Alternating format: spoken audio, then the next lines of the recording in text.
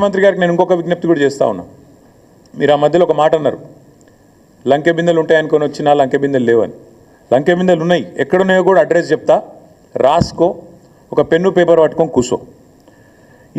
ఈ statistical abstract అనేది ఏదైతుందో ప్రభుత్వం ఎంత దౌర్భాగ్య ప్రభుత్వం ఇదంటే, ఇది వాస్తవాలు చెప్పింది, వాస్తవాలను బయటపెట్టింది అని మేము చెప్పంగానే వెంటనే మరుక్షణమే దీన్ని తీసేసినారు, తొలగించినారు. ఎక్కడికి వెళ్ళి వెబ్సైట్లోకి వెళ్ళి వెంటనే డిలీట్ చేసినారు.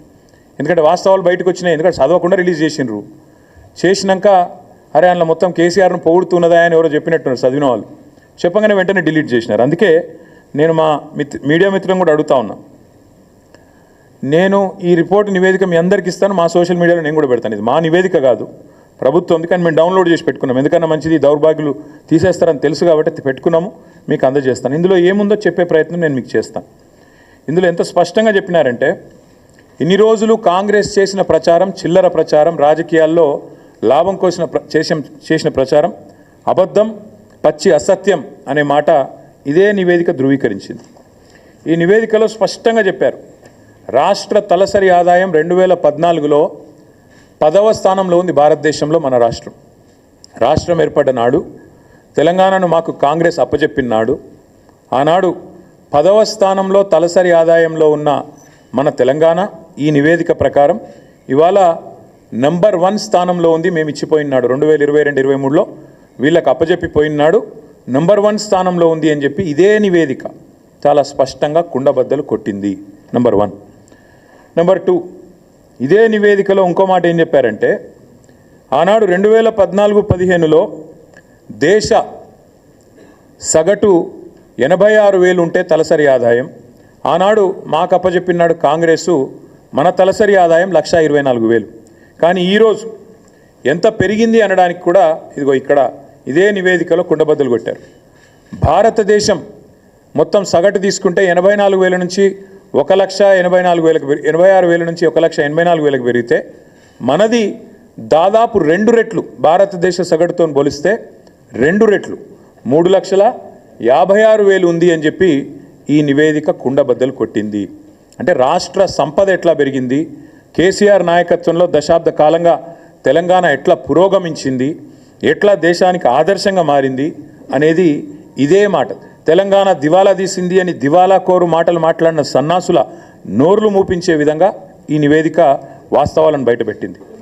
ఇది మరొకటి, ఇదే తెలంగాణ స్టాటిస్టికల్ అబ్స్ట్రాక్ట్లో చాలా స్పష్టంగా రాష్ట్ర సంపద ఎట్లా పెరిగింది చెబుతూ, తలసరి ఆదాయం మాత్రమే కాదు, జీడిపిలో భారతదేశానికి కాంట్రిబ్యూటర్గా, అంటే దేశాన్ని సాదుతున్న రాష్ట్రాల్లో, దేశానికి బువ్వబెడుతున్న రాష్ట్రాల్లో తెలంగాణ ఎట్లా ఒక పురోగమనశీల రాష్ట్రంగా, ప్రగతిశీల రాష్ట్రంగా, ఒక మంచిగా దేశాన్ని ముందుకు నడుపుతూ మంచి ఆలోచనలతో కులం మతం పేరుతో పిచ్చి పంచాయతీలు పెట్టుకోకుండా అందరికీ మేలు చేస్తూ ఎట్లా సంపద సృష్టించింది కూడా ఇదే నివేదిక ఆవిష్కరించింది.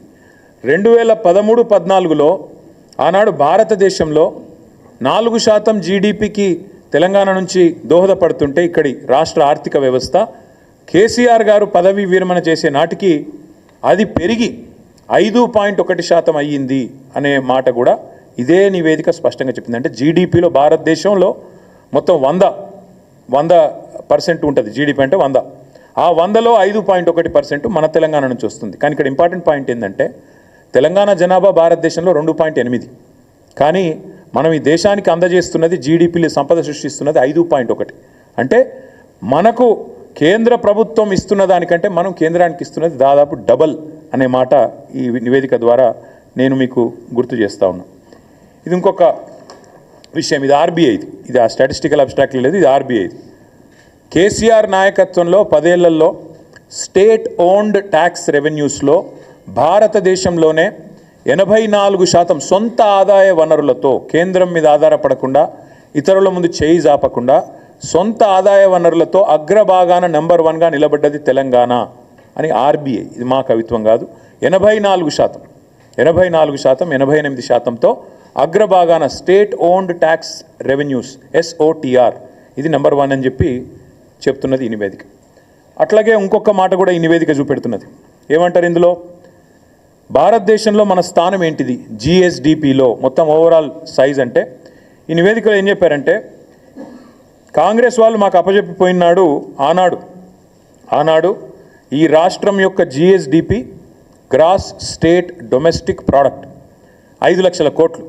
కానీ ఈరోజు బట్టి విక్రమార్క గారు విడుదల చేసిన ఈ నివేదిక ప్రకారం ఈ రాష్ట్రం యొక్క జిఎస్డిపి 10 ఏళ్లలో కేసీఆర్ గారు 5 లక్షల కోట్ల నుంచి 15 లక్షల కోట్లకు పెంచారు అని ఈ నివేదికనే రేవంత్ రెడ్డి చెంప మీద చెల్లుమని కొడుతూ నివేదిక ఇచ్చింది.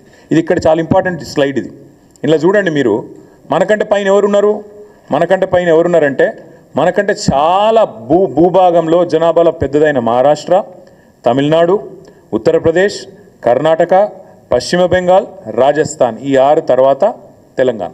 అంటే గుజరాత్ను కూడా తలదన్ని ఇవాళ తెలంగాణ 10 ఏళ్లలో ఎక్కడి నుంచి ఎక్కడికి 5 లక్షల కోట్ల నుంచి 15 లక్షల కోట్లకు జిఎస్డిపి పెరిగింది అని కాంగ్రెస్ ప్రభుత్వం విడుదల చేసిన నివేదిక చెప్పింది అంటే రేవంత్ రెడ్డి గారు సిగ్గు తెచ్చుకోండి అని చెప్తా ఉన్నా.